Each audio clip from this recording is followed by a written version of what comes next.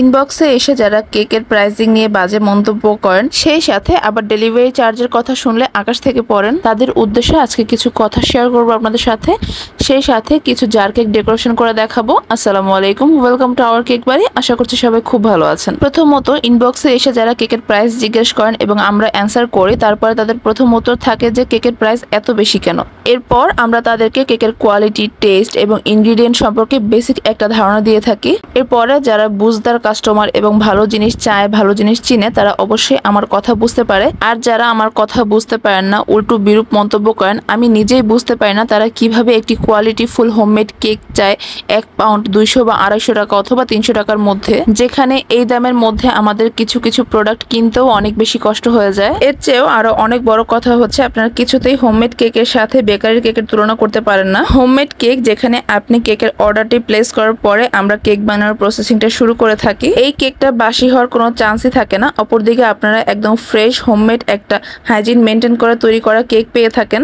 আর যেহেতু আমরা কেকের কোয়ালিটির সাথে কম্প্রোমাইজ করি না, সেক্ষেত্রে আমরা কেকের প্রাইসের সাথেও কম্প্রোমাইজ করতে পারি না। নামমাত্র লাভে আমরা আপনাদেরকে একটি কেক সেল করে থাকি, যাতে করে আপনারা একটি ভালো কোয়ালিটিফুল কেক টেস্ট করতে পারেন এবং ভালো জিনিস চিনতে পারেন। এটা তো গেল নর্মাল স্পঞ্জ বেস এবং হুইপড ক্রিম ফ্রস্টিং এর কেকের কথা। এর বাইরেও প্রিমিয়াম ফ্লেভারের কেকগুলো, moist based cake, butter cream frosting, cream cheese frosting, এগুলোর প্রাইস কিন্তু নর্মালি অনেক বেশি হয়ে থাকে। আর এই কেকগুলোর টেস্ট কিন্তু নর্মাল স্পঞ্জ বেসড কেকের থেকেও আরো অনেক অনেক বেশি মজাদার হয়ে থাকে। তাই সবার কাছে আমার একটা রিকোয়েস্ট থাকবে যে আপনারা ভালো জিনিস চিনুন এবং ভালো জিনিস খান। এরপরে আসে ডেলিভারি চার্জের কথা। সেখানে তো আরেক মহাযুদ্ধ লেগে যায়। কেক যেহেতু অনেক সেন্সিটিভ একটা জিনিস, রাইডার চাইলেই একসাথে অনেকগুলো কেক ক্যারি করে অনেক সময় নিয়ে ডেলিভারি করতে পারে না। তার সময়টা মাথায় রাখতে হয় এবং সেফলি, টাইমলি কেকটাকে ডেলিভারি করতে হয় কাস্টমারের কাছে। সো এই ক্ষেত্রে ডেলিভারি চার্জটা লোকেশন অনুযায়ী কিলোমিটার হিসেবে ঠিক করা হয়ে থাকে। আর কেক ডেলিভারি চার্জ কোন এরিয়াতে কিরকম হবে, কিলোমিটার হিসেবে কিরকম হবে, সেটা কিন্তু ডেলিভারি এজেন্সি থেকেই ঠিক করা হয়। অনেকেই আমাদের কাছে রিকোয়েস্ট করেন যে ডেলিভারি চার্জটা একটু কমিয়ে রাখার জন্য। আমরা চাইলেই ডেলিভারি চার্জটা কমিয়ে রাখতে পারি না।